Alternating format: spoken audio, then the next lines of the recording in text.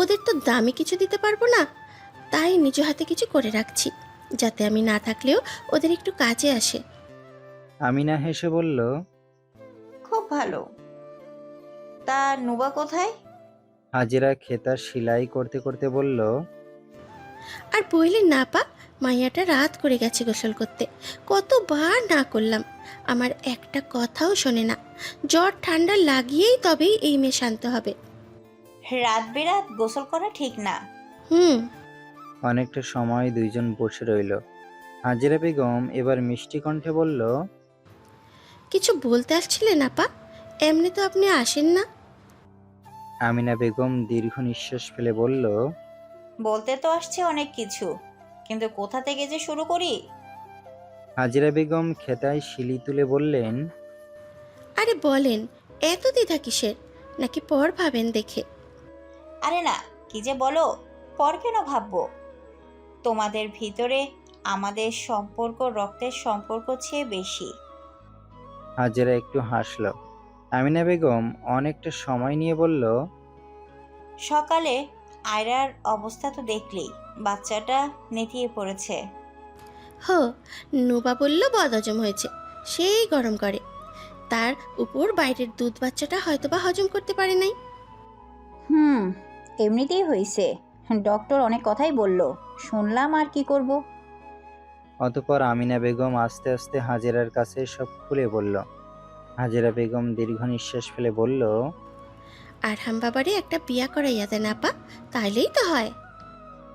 আমিনা নিরাশ হয়ে বলল, এটাই তো সমস্যা হাজেরা, আরহাম বিয়ে করবে না। ওকে জোর করতে পারবো না। ছেলেটা আমার অনেক নাজুক, ও মানসিকভাবে একটু দুর্বল, তাই চাইলেও ওকে এইসব জিনিস নিয়ে বেশি জোরাজুরি করতে পারবো না। আরহাম এখন বলছে কোনো মেয়েকে এনে দিতে, যে আয়রার সাময়িকভাবে খেয়াল রাখবে। হাজেরা বেগম চিন্তিত কণ্ঠে বলল, বিয়ে ব্যতীত কারো সন্তান রাখতে কে চাইবে আপা? যতই আধুনিক যুগ হোক, কেউ রাজি হলেও তো সমস্যা। টাকার জন্য রাজি হবে, আয়রার কি খেয়াল রাখবে? সেটাই তো, না হয় ব্যস্ততা করলাম কোনো মতে, কিন্তু আয়রার একটু আদরও দরকার। ডক্টর বলেছে মানসিকভাবে আয়রাকে সুস্থ রাখতে। আমার পছন্দ ভয় হয়, কারণ ছেলেটার সমস্যা ওর উপর প্রভাব পড়ে যদি আয়রার সমস্যা হয়। হুম, ঠিক তো। দেখেন কি করবেন, ছেলেকে বোঝান, নিষ্পাপ বাচ্চাকে তো বাঁচাতে হবে। আমিনা মাথা ঝুঁকাতো। পরপরই হঠাৎ বলে উঠল, ভাবছিলাম নুবা যদি আমার নাতনিটাকে একটু দেখে। আমিনার কথায় হাজেরা বেগমের সেলাইয়ের হাত থেমে গেল। হাজেরা কিছু সময় চুপ থেকে অদ্ভুতভাবে আমিনার দিকে তাকালো। আমিনা শুকনো ঢোক গিলে হাজেরার হাতের উপর হাত রাখল। হাজেরা হাত সরিয়ে নিল। আমিনা বেগম বেশ নিরাশ হলো। হাজেরা শান্ত কণ্ঠে বলল, আপনি এগুলো কি বলছেন আপা? আমার মেয়েটার জীবন নষ্ট হয়ে যাবে। কোনো সম্পর্ক ব্যতীত এটা কি করে সম্ভব হয়? সমাজ বলতেও তো একটা কথা আছে আপা, আপনি তো বুঝেন। আপনিও তো একটা মেয়ের মা। আপনি কি আপনার মেয়েকে এমন কোনো কাজ করতে দিতেন? কেমন দেখায় এটা? আমিনা বেগম কাতর কণ্ঠে বলল, আমার মনে হলো নুবা হয়তোবা আয়রাকে রাখতে পারবে, তাই খুব ভরসা নিয়ে এসেছিলাম। আমি ভাবিনি তুমি ফিরিয়ে দিবে। হাজেরা বেগম শুকনো কণ্ঠে শুধালো, আপা, এখানে ফিরিয়ে দেওয়ার না ফিরিয়ে দেওয়ার কোনো কথা না। আপনার ছেলে ভালো না।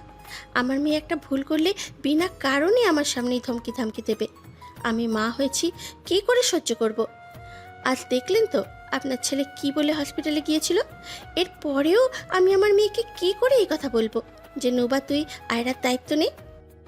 আমিনা বেগম হাজেরার হাতের উপর হাত রেখে বলল, আরহাম কিছু বলবে না, আমি ওকে বুঝিয়ে দিব। আর আমি তো জানি নুবা এমন কিছু করেনি, সবই কাকতালীয়ভাবে হয়েছে। নুবার কোনো দোষই ছিল না। দেখুন আপা, আমাকে না বুঝিয়ে আপনার ছেলেকে গিয়ে বোঝান, যাতে এসে বিয়ে করে নেয়। আমি আমার মেয়েকে জেনে শুনে এমন কিছু করতে দিতে পারবো না। আমিনা একটু রেগে গেল আর বলল, কি এমন বলে ফেলেছি তোমাকে আমি? বলে না, বিপদে পড়লে পিঁপড়াও লাথি মারে। আমি চাইলে এখনই 100টা মেয়ে এখানে এনে দাঁড় করাতে পারি, কিন্তু সম্পর্কবিহীন শুধু টাকার বিনিময়ে কোনো মেয়ের আয়রার ভালো মতো খেয়াল রাখবে না, তাই এখানে এসেছিলাম। নোবা বাড়ির মেয়ে ভেবেছিলাম অন্ততপক্ষে তুমি তো আমার সমস্যাটা বুঝতে পারবে। আর সে যদি আরাফের বিয়ের পর পড়ালেখার জন্য ইউকেতে না যেত, তবে আমি আশিকেই বলতাম ফুপি হিসাবে একটু আয়রাকে লালন পালনে না হয় করতো, তবে আরশিও চলে যাবে। বলতে বলতে আমিনা কেঁদে উঠল।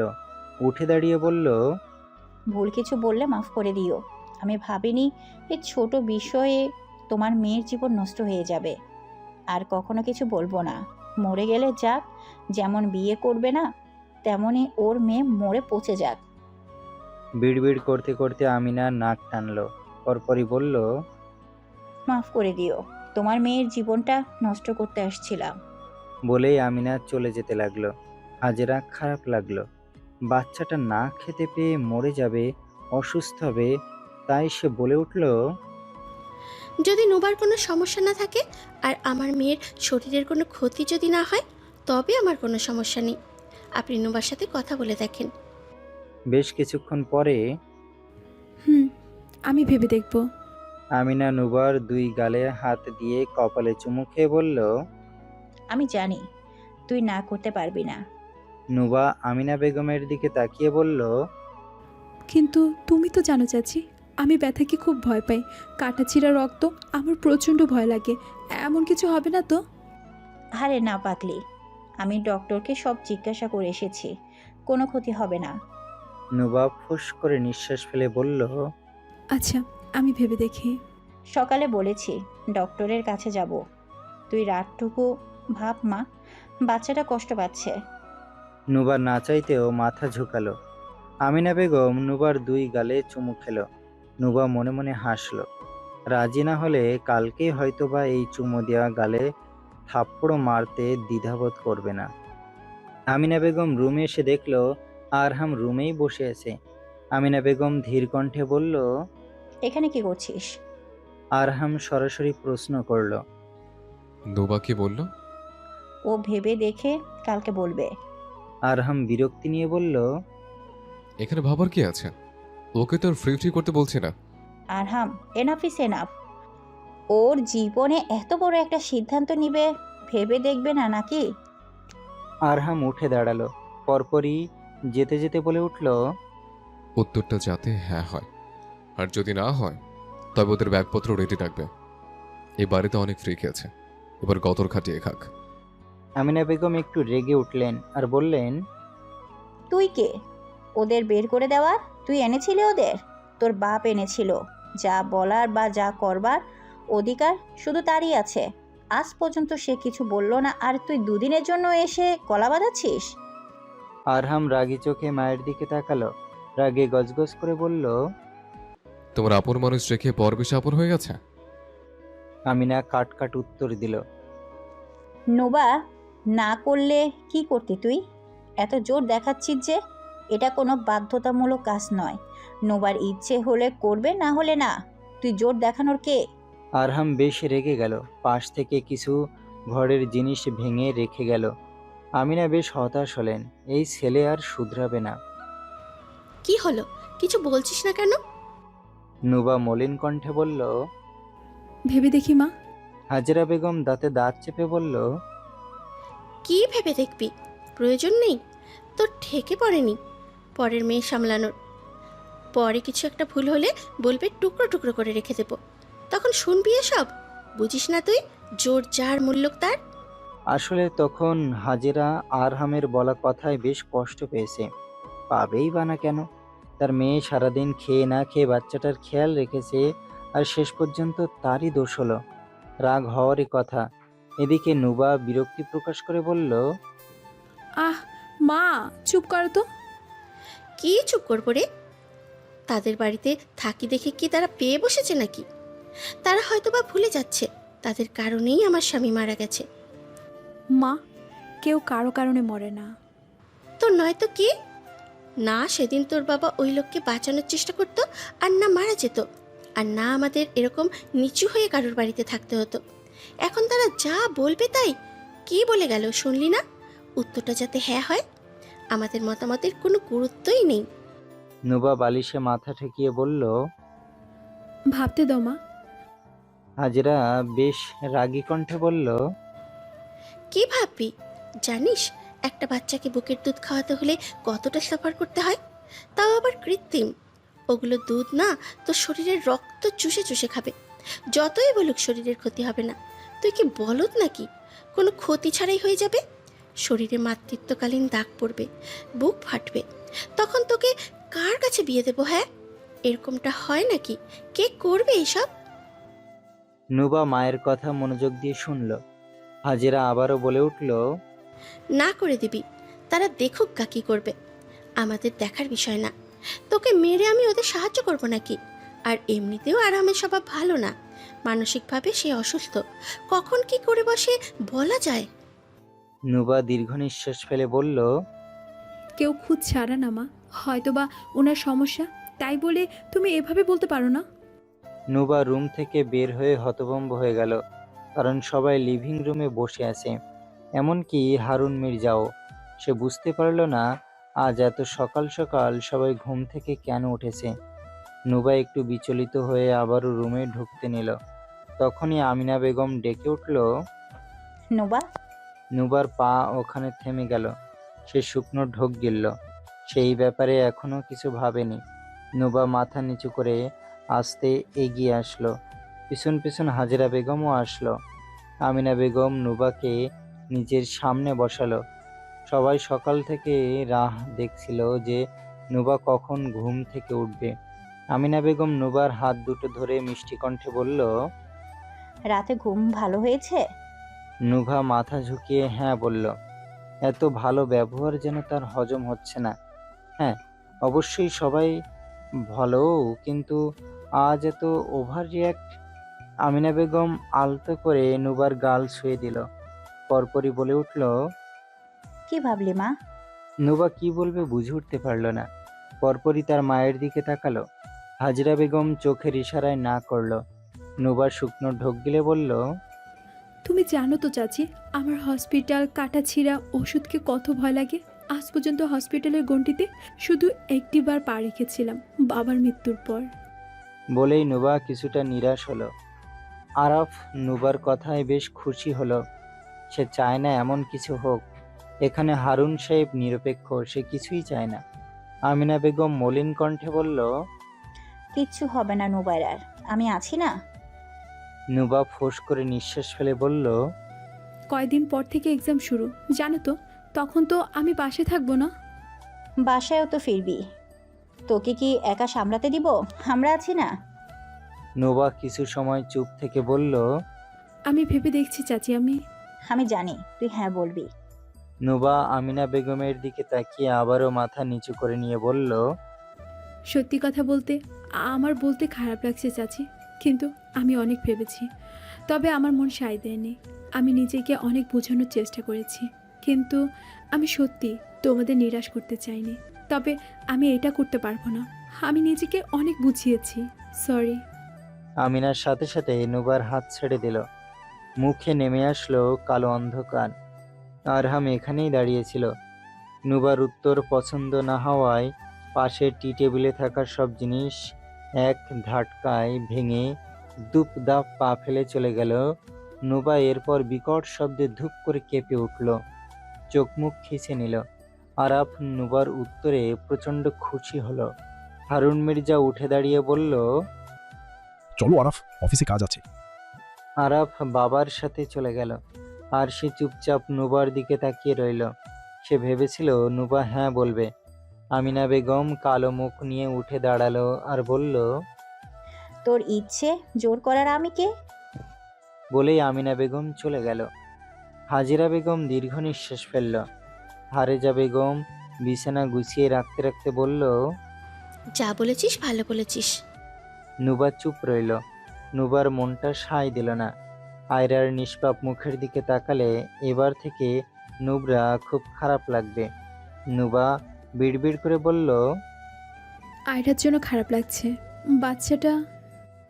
আর বলতে পারল না নুবা। হাজেরা বেগম শান্ত কণ্ঠে বলল। এখন কি তোর নিজের জীবনটা নষ্ট করতে ইচ্ছে হচ্ছে নাকি? নুবা দীর্ঘ নিঃশ্বাস ফেলে বলল। না, কিন্তু কেন জানি বাচ্চাটার জন্য খারাপ লাগছে। সবাই অনেক আশা নিয়ে দাঁড়িয়েছিল, বিশেষ করে চাচি ভেবেছিল আমি হ্যাঁ করব। বাদ দে সব কথা। মা, একটা কথা বলি। হাজেরা বেগম মেয়ের দিকে তাকিয়ে বলল। বল। নুবা মলিন কণ্ঠে বলল। আজ যদি আমার সন্তানের সাথে এমন হতো, ধরো আমি নেই, তোমার নাতি বা নাতনি একটু পেট ভরে খাওয়ার জন্য কাতরাচ্ছে, তখন তুমি কি করতে? নুবার কথায় হাজেরা বেগমের কাজ করতে থাকা হাত দুটো থেমে গেল। নুবা আবারও বলে উঠল। তা বাধ্য মা, তাই তোমার দুয়ারে এসেছিল। হাজেরা বেগম মেয়ের দিকে তাকিয়ে বলল। তো কি বলতে চাইছিস তুই? তুই কি রাজি হয়ে যাবি নাকি? জানি না, তবে খারাপ লাগছে। তোর ইচ্ছে, তোর যদি শরীরে কুলায় তবে আমার কিছু বলার নেই। আরহাম অতিরিক্ত হচ্ছে কিন্তু। ওর সাহস কি করে হয় সবাইকে ফিরিয়ে দেওয়ার? হ্যাঁ, ওর ইচ্ছে, ওকে আমরা জোর করতে পারি না। আরহামা রাগে রুমে ভাঙচুর করতে শুরু করলো। এদিকে ভয়ে ঘুমন্ত আয়রা কান্না করে উঠল। আমিনা আয়রাকে কোলে তুলে বলল। অনেক হয়েছে, কোনো না কোনো ব্যবস্থা হয়ে যাবে, শান্ত হ। আর একটা ঘরের জিনিস ভাঙচুর করলে তোর কপালে শনি আছে। আমাকে চিৎকার করাস না আরহাম, পরে তোরই খারাপ লাগবে। আরহাম রাগে হিস ফিস করে বলল। ওই মেয়েকে বাড়ি থেকে বের করো, আমার চোখের সামনে যাতে না আসে, নাহলে ওকে ঘাড় ধাক্কা দিয়ে বাড়ি থেকে বের করে দেব। নুবা চুপটি মেরে রুমের বাইরে দাঁড়িয়ে রইল। সে তো অনেক ভেবেচিন্তে বলতে এসেছিল সে রাজি, তবে রুমের ভেতর থেকে এরকম কোলাহল শুনে নুবার মনটাই ভেঙে গেল। তার মন বলছিল এই না শব্দ উচ্চারণ করার কারণে তাদের বাড়ি থেকে বের করে দিতে পারে। তা যে এত তাড়াতাড়ি সত্যি হবে তার ভাবনার বাইরে ছিল। নুবা অনুভব করলো এখন প্রতি কদমে কদমে তার আর তার মায়ের তিল পরিমাণ ভুলও মেপে ধরা হবে। নুবা আস্তে করে ওখান থেকে সরে গেল। নিজেকে খুব অসহায় মনে হলো। আজ যদি বাবা বেঁচে থাকতো এরকম কিছু হতো না, কখনোই না। আসলে সবাই স্বার্থপর, স্বার্থ হাসিল না হলে সবাই ক্ষিপ্ত হায়না হয়ে ওঠে। আজ শুধু আরাফের উপর থেকে না, এইসব পরিবারের উপর থেকে নুবার ভরসা উঠে গেল। সে বুঝতে পারল কেউ কারো স্বার্থ ছাড়া কাজ করে না। আজ যদি তার বাবা হারুন মির্জাকে না বাঁচাতো তাহলে হয়তোবা কখনোই তাদের এই বাড়িতে ঠাঁই দেওয়া হতো না। আর নুবা কত বোকা ভেবেছিল সবাই তার ভালো চায়। দুপুর ঠিক 12টা।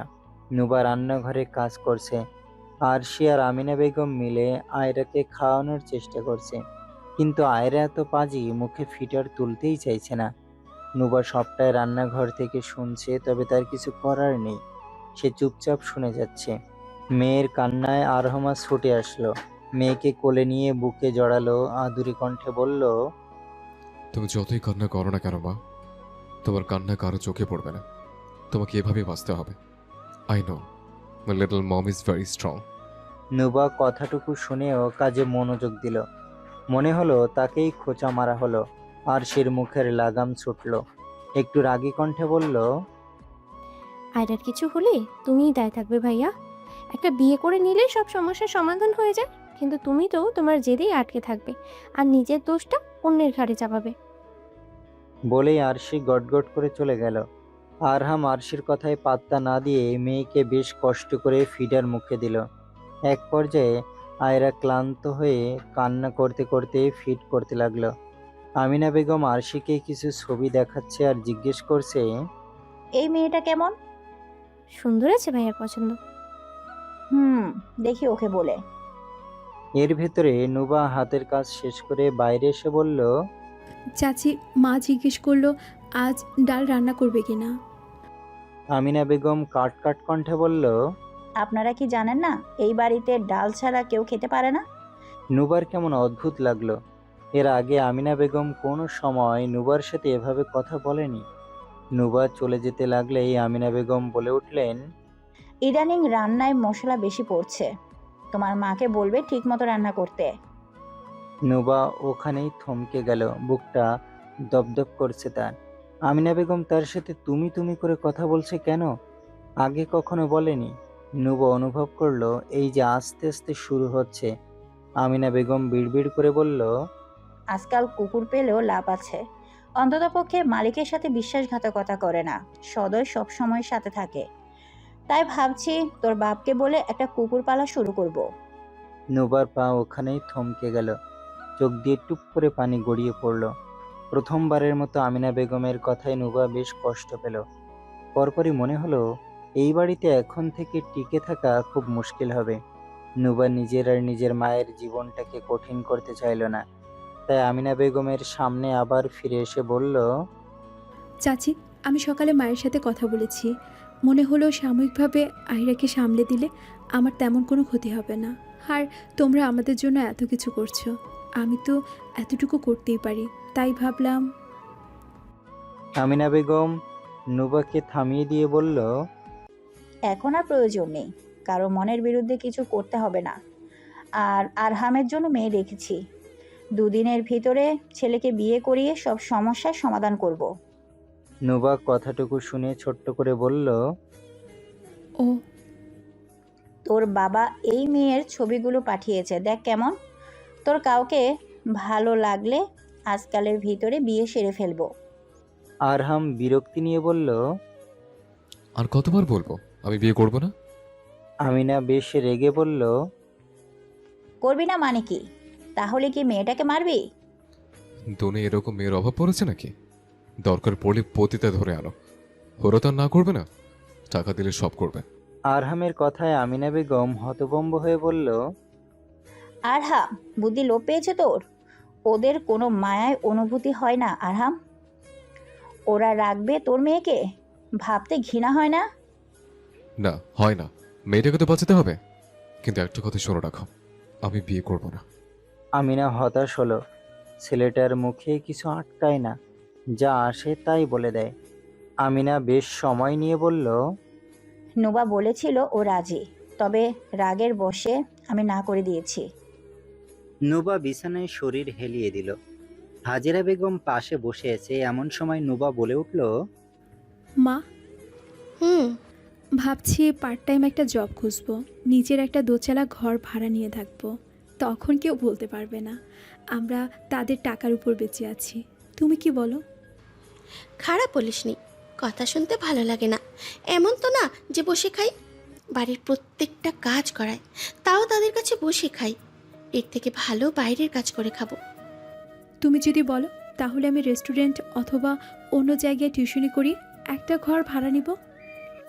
হাজেরা বেগম দীর্ঘ নিঃশ্বাস ফেলে বলল, তুই যদি ভরসা দিস তবে আমিও 2-3 বাড়িতে কাজ করে নেব। পড়ালেখা তো পারি না যে তোর মতো কাজ জোগাবো। নুবা সিলিংয়ের দিকে তাকিয়ে বলল, আর পড়ালেখা করতে হবে না, এমনিতেই আমি পড়ালেখায় এত ভালো না যে এগুলো দিয়ে চাকরি করব। হাজেরা বেগম দীর্ঘ নিঃশ্বাস ফেলে বলল, এর থেকে ভালো হবে তোর বিয়ে দিয়ে দিই, তারপর তোর জামাইয়ের টাকায় খাবো। নুবা তার মায়ের দিকে তাকিয়ে বলল, ওরা তো আরও খোটা দিবে। আরে মজা করলাম, একবার সুযোগ পেলে কখনো কারো টাকায় খাবো না। টাকা কি খায়? মেয়ের প্রশ্নে হাজেরা বেগম হেসে উঠল, নুবাও হেসে উঠল। দুইজন খিলখিল করে হেসে উঠল। অনেকদিন পর এরকম হাসছে তারা। আর সে দীর্ঘ নিঃশ্বাস ফেলে বলল, তো কি করবা এখন? তোমার বড় ছেলে তো 1 নম্বরের ঢিট, এখন নুবাকে বলবা নাকি? আমিনা বেগম চিন্তিত কণ্ঠে বলল, ধুর, মেয়েটাকে রাগের বশে কতগুলো কথা শোনালাম, নিশ্চয় রাগ করেছে। তখন আমার মাথাটাও ঠিক ছিল না। তোমার ভাবে বলে ঠিক হয়নি। জানি, কিন্তু কি যে কি বলে ফেললাম। মেয়েটা নিশ্চয়ই কষ্ট পেয়েছে, হয়তো বা আমাদের স্বার্থপর ভাবছে। তো ভাববেই তো, যা বলছো। তখন দুপুর, সবাই খেতে বসেছে। আরশি আয়ারকে ফিট করানোর চেষ্টা করছে, নুবা আমিনা বেগমকে খাবার সার্ভ করছে। অন্যদিকে একটু আগেই লাঞ্চ রেডি করে অফিসে পাঠিয়ে দেওয়া হয়েছে। হারুন মির্জা আর আরাফ মাঝে মাঝে দুপুরে বাড়ি ফেরে। নুবা আমিনা বেগমের পাতে মাছের টুকরা দিতে দিতে নরম কণ্ঠে বলল, আরহাম ভাই রাজি হয়েছে? আমিনা বেগম মুখের ভাত চিবাতে চিবাতে বলল, না, ওই ঠিক। অমানুষটার সাথে কে কথা বলবে? শুনে আমার কথা কোন অলক্ষণে ভেবে যে ওকে বাড়িতে ফিরতে বলেছিলাম। নুবা আমিনা বেগমের কথা মনোযোগ দিয়ে শুনল, পরপরই বলে উঠল, চাচি, আমি জানি না সকালে আমার কথায় তুমি কষ্ট পেয়েছো কি না, কিন্তু তখনও আমি অতটা ভেবে দেখিনি। তবে এখন যদি প্রশ্ন করো, তবে আমার মুখ দিয়ে না উচ্চারণ হবে না। আমার মতো মেয়ে দিয়ে যদি তোমার ক্ষুণ্ণ পরিমাণও সাহায্য হয়, তাতে আমি মোটেও অসন্তুষ্ট হব না। আমিনা দীর্ঘ নিঃশ্বাস ফেলে নুবার দিকে তাকিয়ে বলল, সকালে অনেকটা রাগ হয়েছিল, তোকে ভুলভাল বলে ফেলেছি, ক্ষমার চোখে দেখিস। নুবা আশ্চর্য হয়ে বলল, হে কি বলছো? তুমি তো আমার মায়ের মতো। মা তো ভুল করলে দুটো কথা বলবে, ওগুলো মনে রাখলে হয়? আমিনা খাওয়া শেষ করে উঠে বলল, দুপুরে খাবার খেয়েছিস? হ্যাঁ। তোর মা খেয়েছে? হ্যাঁ, এখন শুধু আরহাম ভাই বাকি। ওর কথা বাদ দে, ইচ্ছে হলে খাবে, না হলে নাই। আমিনা বেগম আরশির কোলে আয়রার দিকে এগিয়ে গেল। পিছন থেকে নুবা বলে উঠল, উত্তর দিলে না যে চাচি, রাগ করে আছো? আমিনা বেগম আয়রাকে কোলে নিয়ে বলল, রাগ করে লাভ আছে? ছেলেটা ভালো না, না হলে তোকে জোর করতাম না। বলেই আমিনা এগিয়ে আসলো, আয়রাকে আস্তে করে নুবার কোলে তুলে দিল। নুবা অবাক চোখে তাকালো আমিনার দিকে। আমিনা নরম কণ্ঠে বলল, পারবি তো সামাল দিতে? নুবা আমিনা বেগমের কথায় মুচকি হাসলো, বিড়বিড় করে বলল, তুমি আছো না, তুমি শুধু তোমার পাগল ছেলেটাকে সামলে নিও, যাতে আমার উপর হামলে না পড়ে। আমিনা বেগম হেসে নুবার মাথায় হাত বুলিয়ে বলল, রাগের মাথায় স্বার্থপরের মতো অনেক কথা বলেছি, মনে কিছু রাখিস না। নুবা বোরকা পরে হাজেরা বেগমকে আলতো করে জড়িয়ে ধরল। হাজেরা বেগম মেয়ের কপালে চুমু খেয়ে কম্পিত কণ্ঠে বলল, যা করছিস ভেবেচিন্তে তো? নুবা মায়ের দিকে তাকিয়ে সরল কণ্ঠে বলল, আপাতত বাচ্চাটাকে নিয়ে ভাবছি। আশা করি ভালোই হবে। আরহাম গাড়ি ড্রাইভ করছে, পাশে আরশি, পিছনে নুবা, হাজেরা আর আমিনা বেগম। আরাফ আর হারুন, শাহরিয়ার মির্জা জানে না যে নুবাকে নিয়ে হসপিটালে যাওয়া হচ্ছে। অবশ্য হাজেরাও যেতে চেয়েছিল, কিন্তু নুবা না করে দিয়েছে, কারণ তার মার সাথে থাকলে সে আরও নার্ভাস হয়ে যাবে। এমনিতেই হাজেরা একটু বেশি আবেগী। নুবা অনেক নার্ভাস ফিল করছে, ভয়ে একটু কাঁপছেও। আমিনা বেগম নুবার অস্থিরতা দেখে তার বাম হাতের তালু চেপে ধরল, চোখের ইশারায় নুবাকে শান্ত করল। পরপরই তাকে আরও স্বাভাবিক করার জন্য দুষ্টু আয়রাকে তার কোলে ধরিয়ে দিল। আয়রা ড্যাব ড্যাব করে তাকালো নুবার দিকে। নুবা মনে মনে হাসলো। আরহাম ডক্টরের সাথে কথা বলছে। ডক্টর আরহামকে পাই টু পাই সব বুঝিয়ে দিল। নুবাকে বিশেষ এক কেবিনে নিয়ে যাওয়া হলো, সাথে আমিনা বেগম আর আরহাম আছে। এদিকে বাইরে বেঞ্চে আরশি আয়রাকে নিয়ে বসে আছে। ডক্টর দুইজন, একজন নার্স, আমিনা বেগম আর আরহাম। ডক্টর নুবাকে সমানে রাখা বেডে বসতে বলল। নুবা ভয়ে ভয়ে এক পলক আমিনা বেগমের দিকে তাকালো। আমিনা বেগম আবরা ও চোখের ইশারায় নুবাকে সান্ত্বনা দিল। ডক্টর নার্সকে কিছু একটা আনতে বলল, সে চলে গেল। পরপরই ডক্টর নাইম সাহেব বলে উঠলেন, আপনাদের ভিতরে যে কোনো একজন থাকলে আমার সুবিধা হবে।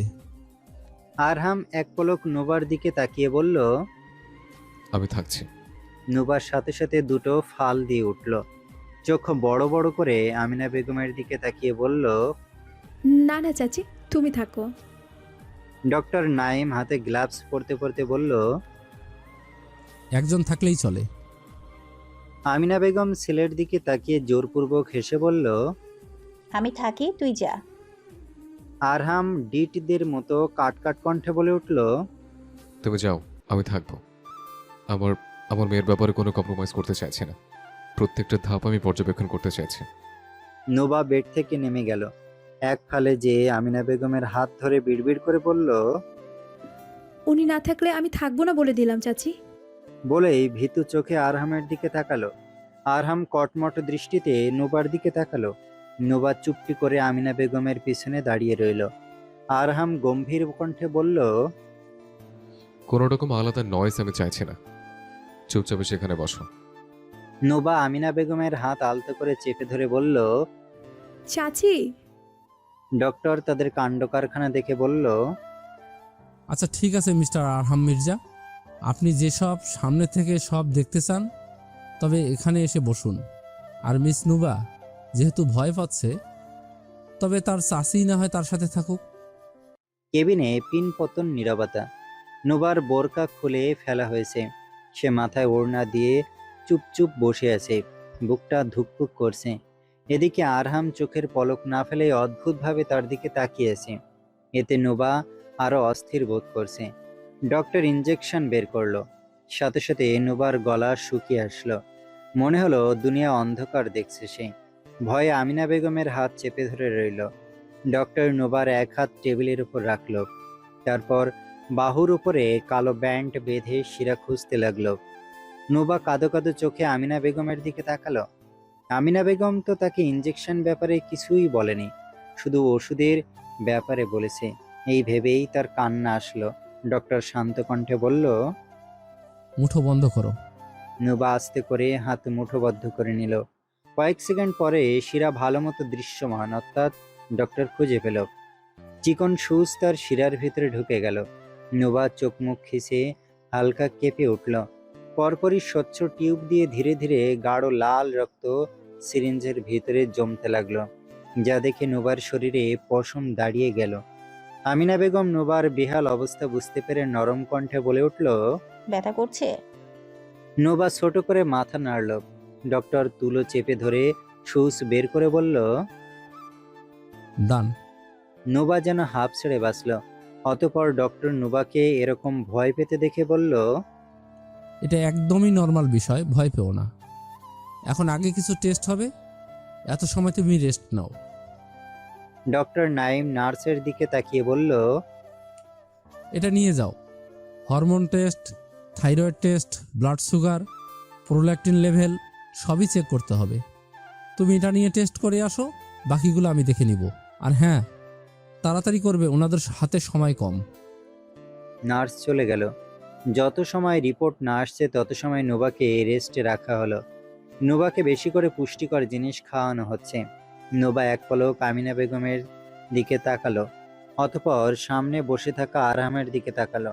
পরপর নুবা মনে মনে আওড়ালো, এমনভাবে চেয়ে আছে যেন মনে হচ্ছে আমি বলির পাঠা, যাকে একটু পর জবাই করা হবে, আর সেই মাংস খাবার জন্য চিলের মতো তাকিয়ে আছে। হায়, আমার এক শিশি রক্ত নিল, আদৌ কি এই রক্তের ঘাটতি পূর্ণ করতে পারবো? ঘণ্টাখানিকের মধ্যে রিপোর্টগুলো চলে আসলো। ডক্টর মনোযোগ দিয়ে রিপোর্ট চেক করলো। অতঃপর সময়ের ব্যবধানে নুবাকে 2টা ইঞ্জেকশন দেওয়া হলো। নুবা ভয়ে পাশ ঘুরে আমিনা বেগমের বাহুতে মুখ লুকালো। ডক্টর ইঞ্জেকশন দিতে দিতে বলল, ডান। এত ভয় পেলে হবে? সত্যি কথা বলবে, একটু কি ব্যথা লাগে? নুবা শুকনো ঢোক গিলে বলল। একটু একটু। নাইম সাহেব হাসলো। তোমার বোনের বাঘের থেকে মনের বাঘের ভয় বেশি, মামুনি। ঘণ্টাখানিক লাগিয়ে আরো কিছু প্রসেস শেষ করা হলো। প্রতিটা ধাপে বারবার নুবা চমকেছে, ভয় পেয়েছে, তার সর্বাঙ্গ কেঁপেছে। এই অনুভূতি তার সারা জীবন মনে থাকবে। টানা 2 থেকে 3 ঘন্টা লাগিয়ে আস্তে আস্তে ধীরে ধীরে ডক্টর নুবাকে পুরোপুরিভাবে ব্রেস্ট মিল্ক আসার জন্য প্রস্তুত করলো। এর ভেতরে যে কতগুলো ইঞ্জেকশন, কত টেস্ট করা হয়েছে তা নুবার হিসাবের বাইরে। নুবা এত কিছুর পর ক্লান্ত হয়ে পড়েছে। ডক্টর নুবাকে খাওয়ানোর জন্য বস্তাখানিক ওষুধের স্লিপ লিখে দিল। নুবা শুধু চেয়ে চেয়ে দেখল।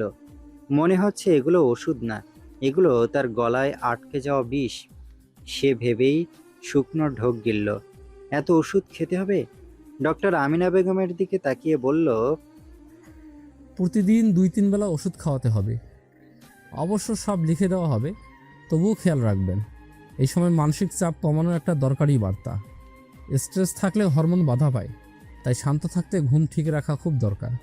এই সময় 6 থেকে 8 ঘন্টা ঘুম প্রয়োজন, বিশ্রাম প্রয়োজন। বলেই থামলো।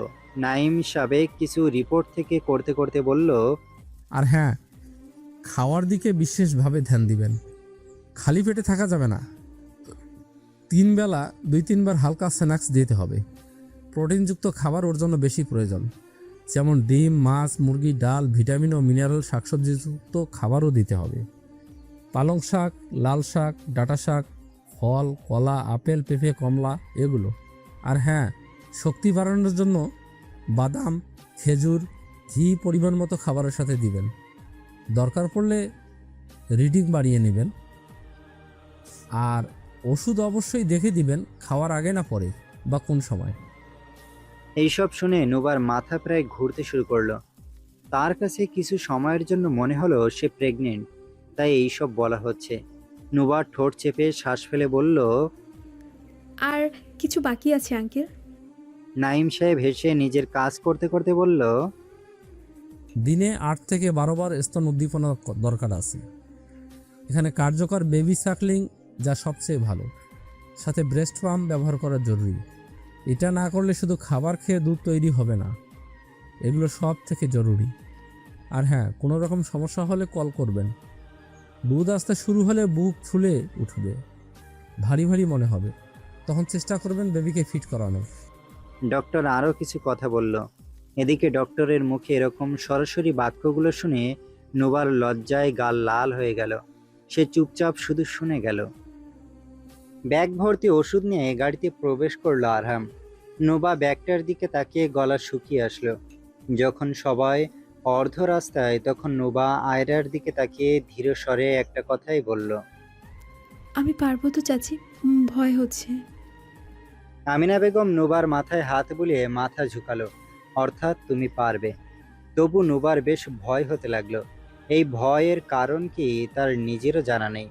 বাড়ির বড় লোহার গেট গাড়ি পার করলো। আরহাম গাড়ি থামালো। সবাই আস্তে আস্তে গাড়ি থেকে নামতে শুরু করলো। নোবা আয়রাকে আমিনা বেগমের কোলে দিয়ে দিল। আমিনা বেগম বাচ্চাকে নিয়ে নেমে সামনে এগোতে লাগলো। নোবা কোনো মতে গাড়ি থেকে নেমে সোজা হয়ে দাঁড়াতে নিলেই হাই ডোজ ইঞ্জেকশনের জন্য তার দুনিয়া অন্ধকার হয়ে আসলো। মাথা ঘুরিয়ে মুখ থুবড়ে পড়ে যাওয়ার আগেই আরশি এসে খপ করে নোবাকে জড়িয়ে ধরল। বরাবরই আরশি নোবার থেকে একটু লম্বা, যার ফলস্বরূপ আরশি নোবাকে সামলে নিল। আরশি মৃদু কণ্ঠে বলল। মাথা ঘুরছে। নোবা ক্লান্ত কণ্ঠে শুধালো। আরশি নোবার পিঠে হাত বুলিয়ে বলল। হাঁটতে পারবি? নোবা কিছু সময় ওভাবেই পড়ে রইল দেখার জন্য হাঁটতে পারে কিনা, কিন্তু না, সে পারবে না। নোবা বিড়বিড় করে বলল। চোখ খুললেই সব গুলিয়ে আসছে। ডক্টর কি বললো শুনলি না? তোর রেস্টের প্রয়োজন, ঘুমোলে সব ঠিক হয়ে যাবে। বলেই আরশির সামনে তাকিয়ে দেখলো তার মা আয়ারাকে নিয়ে অলরেডি ভিতরে প্রবেশ করেছে। একলা তার দ্বারা নোবার মতো স্বাস্থ্যবান মেয়েকে নিয়ে যাওয়া সম্ভব না। পরপরই আরশি ঠেলাই করলো। আরহাম গাড়ি পার্ক করে বাড়ির ভিতরে যাচ্ছে। আরশি রাগ হলো। সে কি কানা নাকি কিছুই কি দেখছে না? আরশি বিরক্তি আরহামকে ডাক দিল। ভাইয়া। আরহাম ফিরে তাকালো। আরশি নরম কণ্ঠে শুধালো। আম্মু না হয় হাজেরা আন্টিকে একটু ডেকে দাও তো, নুবা হাঁটতে পারছে না। আরহাম ভেতরে তার মাকে ডাকতে যেয়ে আবারও ফিরে আসলো। আমিনা বেগম আয়রাকে নিয়ে উপরে চলে গেছে। হাজেরার সাথে আরহামের এখনো কথা হয়নি, আর সে বলতেও চায় না, তাই আরহামই এগিয়ে আসলো। দেখি, ছাড়। আরশি নোবাকে ছেড়ে দিল। আরহাম নোবাকে পাজা কোলে তুলে নিল। নোবা ক্লান্ত প্রাণ ছাড়া দেহের মতো ঝুলে রইল। আরহামের গলা যে জড়িয়ে ধরবে সেই জ্ঞানটুকু হারিয়ে ফেলেছে সে। সাথে তার হুঁশও নেই সে কার কোলে। আরহাম এগিয়ে যেতে যেতে অনুভব করলো নোবা ফুপাচ্ছে। আরহাম একবার ভুরু কুঁচকে তার দিকে তাকালো। চোখে ভেসে উঠল নোবার বন্ধ চোখ গড়িয়ে পানি পড়ছে। চোখের পাপড়িগুলো ভিজে লুতুপুতু হয়ে আছে, ঠোঁটগুলো কাঁপছে। নোবার হুঁশ না থাকলেও তার মনের ভয় তাকে জেঁকে ধরেছে। নোবার একটাই ভয় হচ্ছে, এত ওষুধ ইঞ্জেকশন ভাবতেই তার শরীরে কাঁটা দিচ্ছে। যদি এইসবের উল্টাপাল্টা অ্যাকশন হয়, যদি সে মারা যায় বা প্যারালাইজ হয়ে যায়, তবে কি হবে? বরাবরই বাবার মৃত্যুর পর হসপিটাল, ওষুধ, ইঞ্জেকশন, ডক্টর সব কিছুর ওপর তার আলাদা ভয় কাজ করে। কারণ সে দেখেছে তার বাবার রক্তাক্ত দেহ, মাংস ফাটা শরীর, ছেঁচে যাওয়া হাত পায়ের আঙুল। এই সব কিছু পর থেকেই সে এই সবে প্রচণ্ড ভয় পায়। বিশেষ করে সে হসপিটালকে বেশি ভয় পায়। সকল ডক্টর নার্সকে তার রাক্ষস মনে হয়। তার মাথায় ছোটবেলায় একটা কথা ঢুকেছিল, এই ডক্টররা নিজেদের ইনকাম বাড়ানোর জন্য রোগীদের সুস্থ করার বদলে ঘুরাতে থাকে, আরও অসুস্থ করে দেয়, যাতে তাদের হাত ভরে। শুনেছিল সে এইসব, তাই এদের উপর থেকে বিশ্বাস উঠে গেছে।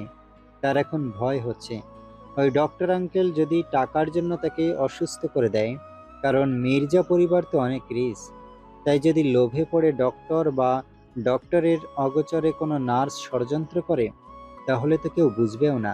এই ভেবে নুবার মনের ভয় বাড়ছে, কারণ সে কাউকে বিশ্বাস করে না। যতটুকু করা শিখেছিল তা আরাফ ভেঙে দিয়েছে। আরহাম নুবাকে এনে রুমে শুইয়ে দিল। হাজেরা টুকটাক কাজ করছিল। এভাবে নুবাকে কোলে আনায় সে ভড়কে গেল। দৌড়ে এসে বিচলিত কণ্ঠে বলল, কি কি হয়েছে ওর? আরহাম নুবাকে বিছানায় ঠিক করে শোয়াতে শোয়াতে বলল। নাথিং। আরহাম নুবাকে শুয়ে দিয়ে বের হয়ে গেল। হাজেরা বেগম চিন্তিত হলো। মেয়ের মাথার পিছে যে বসে উত্তেজিত কণ্ঠে বলল, নুবা, এই কি হয়েছে? হাজেরার ভয় লাগতে শুরু করলো। মেয়েটাকে নিয়ে যে মেরেই ফেললো নাকি এরা? ভরসা কি করা যায়? যেই দিন কাল নুবা না তাকিয়ে অস্পষ্ট সুরে বলল, ঘুমোবো। গাড়ি থেকেই নুবার মাথা ঘুরছিল, তবে হঠাৎ উঠে দাঁড়ানোতে যেন তার সব অন্ধকার হয়ে আসছিল। এর ভেতরে আরশি রুমে আসলো। মৃদু কণ্ঠে বলল, কিছু হয়নি আন্টি, হাই ডোজের ওষুধ দিয়েছে তো তাই ঘুম পাবে। ডক্টর বলেই দিয়েছে 2-3 দিন একটু ঘুমাবে, ওকে ঘুমাতে দাও। হাজেরা বেগম কেমন কম্পিত কণ্ঠে বলল, কিছু হবে না তো মা? আরে না আন্টি, তুমি চিন্তা করো না। বলেই আরশি চলে গেল। হাজেরার মন মানল না, কেমন চিন্তিত বোধ করলো সে। মেয়ের পাশে বসে মেয়ের মাথায় হাত বুলিয়ে দিতে লাগলো। আমিনা বেগম বেশ চিন্তিত কণ্ঠে বলল, মেয়েটা নেথিয়ে পড়েছে, আল্লাহই জানে কি হবে। আরহাম আয়রাকে বিছানায় ঠিক করে শুয়াতে শুয়াতে বলে উঠল, nothing will happen, don't worry. পরের মেয়ে বাবা, তুই কি বুঝবি? যেদিন নিজ সন্তান বড় হবে সেদিন বুঝবি। রাতের খাবার টেবিলে সবাই বসে আছে, তবে আজ নুবা নেই। হাজেরা সব পরিবেশন করছে। এদিকে আরাফ খাচ্ছে ঠিকই, তবে তার রাগে শরীর কাঁপছে। বাসায় এসে যখন জানতে পেরেছে নুবাকে হসপিটালে নিয়ে যাওয়া হয়েছিল এবং সব প্রসেস শেষ, তখন থেকেই তার মাথা গরম হয়ে আছে। নুবা কেন এমন করলো? নুবার ফিটনেস নষ্ট হয়ে যাবে, এই নিয়ে আরাফের রাগ হচ্ছে। কারণ সে তো কখনোই নুবাকে ভালোই বাসেনি। সে তো নুবার সৌন্দর্য, নুবার দেহকে প্রাধান্য দিয়েছে। আর সেটাই যদি সে ভোগ করার আগেই নষ্ট হয়ে যায়, তবে রাগ হবে, এটাই তো স্বাভাবিক। নুবা ঘুম ঘুম চোখে সবার দিকে একবার তাকিয়ে নিল। ঘুমানোর পর একটু ভালো লাগছে। হাজেরা বেগম ভাত মাখাচ্ছে, নুবার মুখে তুলে দিবে, কিন্তু নুবার কোনো আগ্রহ নেই। তার তো এখনো ঘুম পড়েনি। হাজেরা বেগম ভাত মাখিয়ে নুবার মুখে তুলে দিল। নুবা মুখ সরিয়ে নিয়ে বিরক্তি নিয়ে বলল, পরে খাবো, ঘুমাবো। আমিনা বিচলিত হয়ে বলল, নোবা, কি বলছিস? ডক্টর কি বললো শুনেছিস? খালি পেটে থাকা যাবে না, হ্যাঁ, কিন্তু চুপচাপ খেয়ে নে। বলেই নুবার পাশে বসল। নুবা আমিনা বেগমের কাঁধে ঠেস দিয়ে চোখ বন্ধ করে মুখে খাবার নিল। এখন রুমে অবস্থান করছে আমিনা বেগম, আরশি, আয়রা আর হাজেরা, যারা কিনা ঘুমন্ত নুবাকে নিয়েই ব্যস্ত। এদিকে আয়রা বিছানায় শুয়ে চুপটি মেরে আছে। একটু পরপর এদিকে ওদিকে তাকিয়ে দেখছে। কিছু গাল ভাত মুখে নেওয়ার পরে নুবা চিবাতে চিবাতে থেমে গেল। গালের ভাত গালেই জমে রয়ে গেল। আমিনা বেগম আলতো করে নুবার গালে থাপ্পড় মারল, বিড়বিড় করে বলল, ভাত গিলছিস না কেন? নুবা আবারও চিবানো শুরু করলো। খাওয়া শেষে নুবাকে জোর করে 1 গ্লাস গরম দুধ সাথে 1 বস্তা ওষুধ খাওয়ানো হলো। নুবা প্রায় মনে মনে কান্না করতে করতে ওষুধ খেলো, তবে প্রকাশ করলো না। শুধু মনে মনে একটা কথাই বলল, হে আল্লাহ, তোমার ভরসে এই এক গাধা ওষুধ খাচ্ছি, প্লিজ আমাকে বাঁচিয়ে নিও। সকালের প্রথম সূর্যের আলো ধীরে ধীরে শহরের ঘুম ভাঙিয়ে দিল। রাতের সব অন্ধকার যেন নীরবে সরে গিয়ে নতুন দিনের দরজা খুলে দিল। হালকা বাতাসে ভেসে আসছিল অজানা এক শান্তির অনুভূতি। আকাশটা আজ অন্যরকম সুন্দর লাগছিল, যেন নতুন শুরুর আশীর্বাদ নিয়ে এসেছে। গতকালের কষ্টগুলো পিছনে ফেলে জীবন আবার সামনে এগিয়ে যাওয়ার ইশারা দিচ্ছিল। প্রতিটি আলো ঝলমলে রোদ যেন বলছিল এবার সব ঠিক হয়ে যাবে। আজ সেই নতুন সকালের সাথে শুরু হলো তাদের জীবনের এক সম্পূর্ণ নতুন অধ্যায়। নুবা আজ একটু দেরি করেই ঘুম ভাঙল। এখন বেশ ভালো লাগছে, মাথাও ঘুরছে না। বাড়িতে একটা কাজের লোক রাখা হয়েছে, হারুন মির্জা নিয়ে এনেছে। তাকে আলাদা রুম দেওয়া হয়েছে। বাড়িতে যেহেতু লোক বেড়েছে, তাই আজ থেকে উনি হাজেরার সাহায্য করবেন। নুবা তো কোনো কাজ করতে পারবে না, সেই জন্যই ওই মহিলা ওরফে তানিয়াকে নিয়ে আসা হয়েছে। হারুন মির্জার কোনো বন্ধুর বাড়িতে নাকি আগে কাজ করত, তাই বিশ্বাসযোগ্য বলে নিয়ে এসেছে। তবে আরশি বড্ড ফাঁসা ফেসেছে, এখন টুকটাক কাজ তাকেই করতে হবে। নুবা সকালে উঠে ফ্রেশ হয়ে নিল। ইঞ্জেকশন দেওয়া স্থান একটু শক্ত হয়ে হালকা ব্যথা হচ্ছে, তবে নুবা সেদিকে ধ্যান দিল না। লিভিং রুমে আসতেই আমিনা বেগম এগিয়ে আসলো। নুবার ক্লান্ত মুখ দেখে বলল, এখন ভালো লাগছে? নুবা মাথা ঝুঁকালো। আমিনা বেগম নুবার গাল ছুঁয়ে বলল, তুই বড্ড ভুলাক্কার। তাই ওষুধগুলো আমার কাছে রেখেছি, প্রতিদিন সময় মতো খাইয়ে দিব। সমস্যা হবে না তো? নুবা মাথা ঝুঁকিয়ে না বলল। সকালে কিছু খাবারের আগে ওষুধ আছে, খেয়ে নাস্তা করে নে। নুবা আবারও মাথা ঝুঁকালো। এদিকে আরাফ অফিসে যাওয়ার জন্য নিচে নামলো। আমিনা ছেলের দিকে তাকিয়ে বলল, কোথায় যাচ্ছিস তুই? আর 7-8 দিনে বিয়ে, তোকে না বলেছি এখন থেকে অফিস অফ দিতে? আরাফ এক পলক নুবার দিকে তাকিয়ে বলল, তাড়াতাড়ি চলে আসবো, বাড়িতে বসে থাকতে ভালো লাগে না। কাল থেকে সব বন্ধ, নিজের বিয়ের কাজ নিজে সামলাবি। আমি এতদিকে দেখতে পারবো না। তোর বাপ সব ফেলে রেখে কোম্পানি নিয়ে পড়ে আছে, আর পারি না। আরাফ কিছু বলল না, শুধু এগিয়ে আসলো তাদের দিকে। আমিনা ওষুধ আনতে চলে গেল। আরাফকে আসতে দেখে নুবা সরে যেতে চাইলো, তবে আরাফ ডেকে উঠল। কোথাও যাবে না, দাঁড়া। নুবা সরে যাওয়ার আগে আরাফ এসে সামনে দাঁড়ালো। নুবা আরাফের দিকে তাকালো না। আরাফ দাঁতে দাঁত চেপে বলল, তো সব শেষ করে এসেছিস? নুবা চুপ রইল। আরাফ হিসফিস করে বলল, নিজের ভালো বুঝিস না তুই? শরীর বেট খেয়ে যাবে, তখন কেমন দেখাবে তোকে? হ্যাঁ, কে তোর মতো মেয়ের দিকে ফিরে তাকাবে? নিজের ভালো কবে বুঝবি? আরাফের এরকম কথায় নুবার হাসি পেল। মৃদু কণ্ঠে বলল, নিজের ভালো বুঝলে আপনাকে ভালোবাসতাম নাকি? আরাফ নুবার এক হাতের কবজি চেপে ধরল। দাঁত কিড়মিড় করে বলল, এখনো সময় আছে নোভা, শরীরের গোটা নষ্ট হয়ে যাবে, এসব বাদ দে। নুবা মুখ তুলে আরাফের দিকে তাকালো। তার চোখে ছিল নিদারুণ শূন্যতা। সে আরাফের কামনাময়ী দৃষ্টি উপেক্ষা করে বলল, ও, এর জন্য আমার কাজ আপনার পছন্দ হচ্ছে না? তাই তো বলি, আপনি হঠাৎ আমার ভালো কবে থেকে চাইতে শুরু করলেন? মুখে মুখে তর্ক করবি না। আমার তোকে ভালো লাগে, তোকে কাছে পেতে ইচ্ছা করে, কিন্তু তোকে বউ বানানোর ইচ্ছে হয় না। আর আমি মনের বিরুদ্ধে কাজ করি না। নুবা ঠোঁট হেলিয়ে হেসে বলল, আপনার মতো নির্লজ্জ কাপুরুষ আমি দুনিয়া একটাও দেখিনি। আপনি এতটা নিচু চরিত্রের কেন বলুন তো? হ্যাঁ, এত কিছু করার পরও আজ পর্যন্ত আপনার চোখ একটু অনুতপ্ত ভাব দেখলাম না। আপনি একটা মেয়ের সামনে এতটা নির্লজ্জ জানোয়ার কি করে হতে পারে? আপনাকে কিভাবে বোঝাবো আপনি কি? হ্যাঁ, আপনি কেমন আমি নিজেও বর্ণনা করতে পারবো না। মাঝে মাঝে আমি আপনাকে দেখে আপনার কথাবার্তা শুনে অবাকই হই যে মানুষ এরকম কিভাবে হতে পারে, এত নির্লজ্জ। আসলে সত্যি বলতে আপনাকে সত্যিকারের অর্থে কি বলে আখ্যায়িত করব তা আমার জানা নেই, কারণ আপনি আসলে মানুষের কাতারই পড়েন না। পুরুষ দেখেছি, তবে আপনার মতো অমানুষ দেখিনি। আরাফ রেগে নুবার বাহু চেপে ধরল। কিড়মিড় করে বলল, আমি কি তা তুই অতি শীঘ্রই সুদে আসলে টের পাবি। আমি যা চাই তা নিজের করে ছাড়ি, এটা তোর ভালো মতোই জানা। আর আমার তোকে লাগবে, ওহ সরি, তোর সুন্দর দেহটাকে লাগবে, মাইন্ড ইট। বলেই আরাফ চলে গেল। নুবা তার যাওয়ার পানে তাকিয়ে রইল। এতদিন তাও মিথ্যা আশ্বাস দিত যে আমি তোকে ভালোবাসি, এখন সেই মিথ্যা বাক্যটুকু হারিয়ে গেল। নুবা ঘৃণা করতেও ভুলে গেল আরাফকে, কারণ সে ঘৃণার যোগ্য না। সে এমন একজন মানুষ যে ঘৃণাও তাকে দেখে ঘৃণিত হবে। এর ভেতরে আমিনা বেগম ওষুধ নিয়ে নিচে আসলো।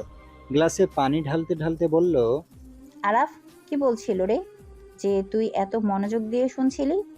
নুবা একগাল হেসে বলল, তোমার ছোট ছেলে আমায় শেখাচ্ছিল মানুষকে কিভাবে শক্ত হতে হয়, কোনো খারাপ পরিস্থিতিতে কিভাবে টিকে থাকতে হয়, নিজেকে কিভাবে সামলাতে হয়, সব কিছুর বিমুখে কিভাবে রুখে দাঁড়াতে হয়, আর বাচ্চাদের কিভাবে খেয়াল রাখতে হয়। আমিনা বেগম হেসে বলল, জানিস, আরাফকে দেখলে আমার আফসোস হয়। যে আমার বড় ছেলেটা কেন আরামের মতো হলো না, তবে আমার সংসারটা শান্তিপূর্ণ থাকতো। নুবা মাত্র মুখে পানি নিয়েছিল। আমিনা বেগমের কথা শুনে তার বিষম উঠে গেল। আসলেই কি এরকম হলে ভালো হতো? সকাল সকাল এক গাদা ওষুধ খেয়ে নুবার গাল তিতো হয়ে আসলো। তারপর আবার কত পদের নাস্তা, তারপর আবার ওষুধ। এত কিছু খেয়ে নুবার শরীর ছেড়ে দিল। সে চুপচাপ যেয়ে সোফায় গুটি মেরে বসলো। আরশি, হাজেরা সবাই নুবাকে নতুন বউয়ের মতো আপ্যায়ন করে গেল, কত কিছু বলে গেল। নুবার শান্ত পরিবেশকে অশান্ত করতে আরাহাম আয়রাকে নিয়ে এসে তার পাশে বসলো।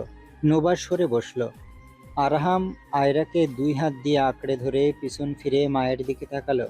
শান্ত কিন্তু কাট কাট কণ্ঠে তার মাকে বলল, মম, ডক্টর বলেছিল ব্রেস্ট পাম্প করতে, করবে না নাকি আরেকে দিয়ে সাকিং করাবো?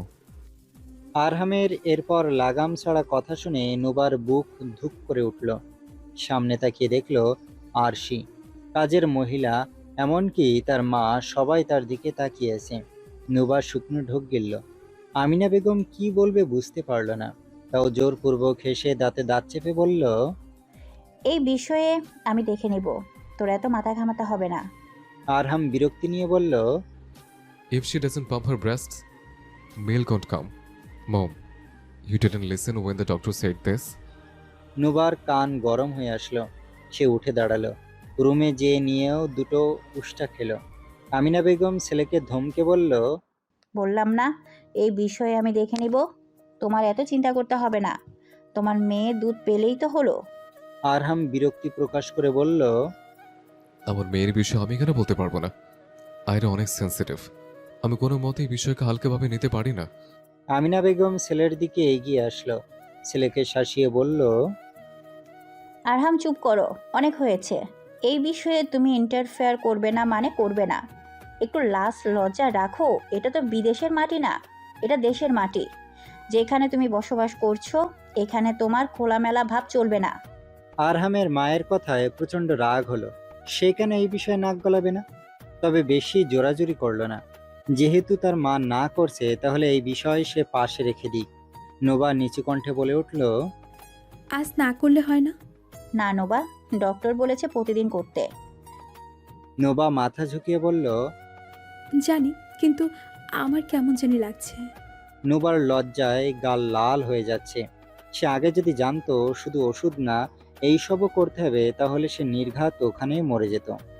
আমিনা বেগম নোবার রক্তিম গাল দেখে বুঝে গেল মেয়েটা বেশ লজ্জা পাচ্ছে, তাই নরম কণ্ঠে বলল, তোর যা আছে আমারও তাই আছে, এত কিসের লজ্জা? নোবা হাত কষলে বলল। তারপরও কেমন জানি।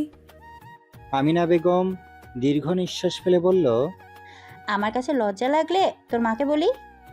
নোবা মাথা ঝুঁকিয়ে বলল, না না, মায়ের কাছে আরও আনকমফোর্টেবল ফিল করব। এর থেকে ভালো আমি করি। হ্যাঁ, তোমরা যাও। তুই একা পারবি না মা? পারবো। আচ্ছা শিখিয়ে দেই। শিখিয়ে তো দিতে হবে। নোবা মাথা ঝুঁকালো। আমিনা বেগম, হাজেরা আর আরশিকে রুম থেকে বের করে দিল। নোবা দাঁত দিয়ে নখ খুঁড়তে লাগলো। বেশ সময় ধরে আমিনা বেগম নিরাশ হয়ে বলল, ড্রেসের উপর দিয়ে পাম্প দিব নাকি বলো? নোবা শুকনো ঢোক গিলল। এতটা লজ্জা লাগছে যা হয়তোবা তার বাসর ঘরেও লাগবে না। অনেক সময় অতিবাহিত হওয়ার পর নোবা বাধ্য হলো এই কাজটা করতে। নোবা চোখ মুখ খিঁচে নিল। শরীর কাঁপছে তার, গাল গরম হয়ে গেছে। নোবা বারবার শুকনো ঢোক গিলল। আমিনা বেগম নোবার অবস্থা দেখে তাকে স্বাভাবিক করার জন্য বলল, আমার সামনে এমন করছিস, জামাইয়ের সামনে কি করবি? নোবা আরো গুটিয়ে গেল, বিড়বিড় করে বলল, চাচি। আমিনা বেগম টিস্যু দিয়ে বুক পরিষ্কার করতে নিলেই নোবা চমকে উঠল। হঠাৎ স্পর্শকাতর জায়গায় হাত লাগায় তার মস্তিষ্ক তাকে সচেতন করলো। নোবার এরপর কাঁপাকাঁপি দেখে আমিনা বেগম দীর্ঘ নিঃশ্বাস ফেলে বলল, নোবা, তোর এরকম বেহাল অবস্থা দেখলে আমার নিজেকে দোষ দিতে ইচ্ছে করছে। মনে হচ্ছে আমি তোর সাথে কোনো অপরাধ করে ফেলেছি। আমিনা বেগমের এরকম কাতর কণ্ঠ শুনে নোবা কম্পিত কণ্ঠে বলল, আসলে প্রথম তো, তাই এমন মনে হচ্ছে। আই থিঙ্ক সব ঠিক হয়ে যাবে। তুমি এভাবে বলো না। পরবর্তী ধাপে নুবা নিজেকে শক্ত করে চেপে ধরল। আমিনা বেগম ব্রেস্ট পাম্প সুন্দর করে বসিয়ে বলল, এভাবে সেট করবি, তারপর পাম্প দিবি। 3 থেকে 4 ঘন্টা পর পর 15 থেকে 10 মিনিট করে পাম্প করবি, বুঝেছিস? নুবা মাথা ঝুঁকালো। আমিনা বেগম সব প্রসেস বুঝিয়ে দিল। তিনি নিজে 3 থেকে 4 বার পাম্প করে বুঝিয়ে দিলেন। তবে নুবা অনুভব করলো 4 বারের বার তার বুকে সূক্ষ্ম ব্যথা অনুভব করছে সে। আমিনা বেগম নুবাকে চেষ্টা করতে বলল, তবে তার দ্বারা হলো না। নুবা হাত বাঁকিয়ে ঠিকমতো শক্তি প্রয়োগ করে পাম্প করতে পারছে না। তার সাহায্যের প্রয়োজন। একে তো সে খুব নার্ভাস, তার উপর বুকে হালকা ব্যথা হচ্ছে, তাই নুবা সাহস জুগিয়ে শক্তি প্রয়োগ করতে পারছে না। নুবা আমিনা বেগমের দিকে তাকিয়ে বলল, আমার দ্বারা হবে না চাচি, অনেক কষ্টদায়ক। আমার হাত বাঁকিয়ে যাবে। বলেছিলাম পারবি না। নুবা দীর্ঘ নিঃশ্বাস ফেলে মাথা ঝুঁকালো। আমিনা বেগম নিজ দায়িত্বে নিজের মেয়ের জায়গায় নুবাকে বসিয়ে সৎ মনে নুবাকে সাহায্য করল। তবে সাকশন যত বাড়ল, নুবা হতভম্ব হয়ে গেল, কারণ 10 মিনিটেই তার বুক ব্যথা শুরু হয়ে গেছে। নুবা না পেরে আমিনা বেগমের হাত ধরে বসলো, বিড়বিড় করে বলল, এখন আর না চাচি, বুক ব্যথা করছে প্রচণ্ড। আর 5টা মিনিট সহ্য কর। নুবা ব্যথা সহ্য করতে না পেরে কেঁদে ফেলল। প্রথমবার এরকম অনুভূতি হওয়ায় ভয় আর ব্যথায় তার চোখ গড়িয়ে পানি পড়ল। নুবার কান্নাকাটি দেখে আমিনা বেগম নুবাকে ছেড়ে দিল। নুবা বিড়বিড় করে বলল, এটা 3 থেকে 4 ঘন্টা পর পর করলে আমি মরেই যাব। এর থেকে ভালো আয়রাকে দিয়ে বুকটা নো চাচি। আহ! আমিনা বেগম হেসে ফেলল। নুবার মাথায় হাত বুলিয়ে বলল, অন্ততপক্ষে 2 থেকে 3 দিন এটা করতে হবে মা, তারপর না হয় আয়রাকে দিয়ে ফিট করানো হবে। নুবার শরীর ছেড়ে দিল, বুক লাল হয়ে গেছে। হাজেরা বেগম মেয়ের মাথায় হাত বুলিয়ে বলল, কি হয়েছে? নুবা তার মাকে জিরিয়ে ধরে বলল, মা, আমার মনে হচ্ছে আমার এই সিদ্ধান্ত আমার উপর অনেক ভারী পড়বে। 3 থেকে 4 ঘন্টা পর পর পাম্প করতে হবে। আমি মরেই যাব। হাজেরা বেগম মেয়ের খারাপ লাগার কথা বুঝতে পেরে একটু রাগ হলো তার, তবে কিছু বলল না, কারণ এখন আর কি করার। তাই মেয়েকে সান্ত্বনা দিয়ে বলল, প্রথমবার তাই খারাপ লাগছে, আর যেহেতু সিদ্ধান্ত নিয়েছিস, পিছনে তো সরে আসতে পারবি না। নুবা চুপ করে রইল। আসলেই সে পারবে না। তখন প্রায় সন্ধ্যা, বাইরে কালো মেঘ জমেছে। নুবা বিছানায় লুটিয়ে আছে, একটু আগেই ব্রেস্ট পাম্প করেছে। পাশে পড়ে আছে ফল। এখন তার অবস্থা খারাপ। সে না পারছে কান্না করতে, আর না পারছে কিছু বলতে, কারণ এটা তারই নেওয়া সিদ্ধান্ত। এদিকে পাশে পড়ে আছে ফল, হালকা খাবার। আমিনা বেগম দিয়ে গেছেন, যাতে একটু পর পর নুবা খেতে পারে। আমিনা বেগম রাতের রান্না চড়াতে চড়াতে চিল্লিয়ে বলল, বাহিরে বৃষ্টি আসছে, ছাদে কতগুলো কাপড়, আমার হাতে কাজ। এই তানিয়া, কোথায় গেলে তুমি? আপা আমিও তো কাজ করতেছি, হাতে মরিচ বাটা। আমার হাতেও কাজ, কি যে করি। নুবা এত সময় সবই শুনছিল। সে উঠে বসলো, বুকে হাত দিয়ে বাইরে এসে বলল, মা, আমি যাচ্ছি, তুমি কাজ করো। হাজেরা বেগম বিচলিত কণ্ঠে বলল, যেতে পারবি তো? নুবা যেতে যেতে বলল, আমি এতটাও অসুস্থ না। নুবা সব কাপড় হাতে তুলে নিচ্ছে। আকাশ কালো হয়ে আসছে, তুমুলভাবে বাতাস বইছে। হঠাৎ নুবার কাজে বাধা পড়ল। কেউ তার পিছনে দাঁড়িয়ে আছে। নুবা চট করে পিছনে তাকালো। পরপরই দেখলো আরাফ দাঁড়িয়ে আছে। হয়তোবা আজ তাড়াতাড়ি এসেছে। নুবা আরাফকে দেখে একটু ভয় পেল, তাই তাড়াতাড়ি কাপড় তুলে নিচে যাওয়ার পায়ে তার করলো। তবে আরাফ নুবাকে থামিয়ে দিয়ে বলল, সম্পর্ক ব্যতীত আমার সাথে শুতে পারবি না, কিন্তু সম্পর্ক ব্যতীত অন্যের বাচ্চাকে দুধ খাওয়াবি, তাই না? নুবা দাঁতে দাঁত চেপে বলল, আমার ইচ্ছা। কেন করলি এমন? না করলেও পারতি। তুই তো জানতি আমি তোর বডি ফিটনেস কত পছন্দ করি। নুবা চোখের পলক ফেলে শান্ত কণ্ঠে বলল, যদি পারতাম, তবে আপনার ওই শকুনের নজর আর হাত যেখানে যেখানে পড়েছে তা সব পুড়িয়ে ফেলতাম। তবে তা সম্ভব না। আরাফ হেসে বলল, সামান্য বুক চাপলে সহ্য করতে পারিস না, কান্নাকাটি করে ঘর বাসাস, আবার শরীর ঝলসে দিতে চাস। আর কি যেন, হ্যাঁ, তুই নাকি বিয়ে করে সংসার পাততে চাস। জামাইকে কিভাবে কন্ট্রোল করবি? হ্যাঁ, দেখা গেল কিছু করতে দিলি না, পরে অন্য নারীর কাছে চলে যায়। বলেই আরাফ ঠোঁট হেলিয়ে হাসল। নুবার কান ধরে গেল। সে রাগী কণ্ঠে বলল, মুখ সামলে কথা বলুন। মুখকে সামাল দিয়ে রেখেছি, না হলে এত সময় তোর কথায় কথায় মুখ মারতো জানিস। নুবার সহ্য হলো না, ঠাস করে আরাফের গালে চড় বসিয়ে দিল। রাগে কম্পিত কণ্ঠে বলল, আর কিভাবে বললে আপনি বুঝবেন? আপনি একটা জঘন্য মানুষ।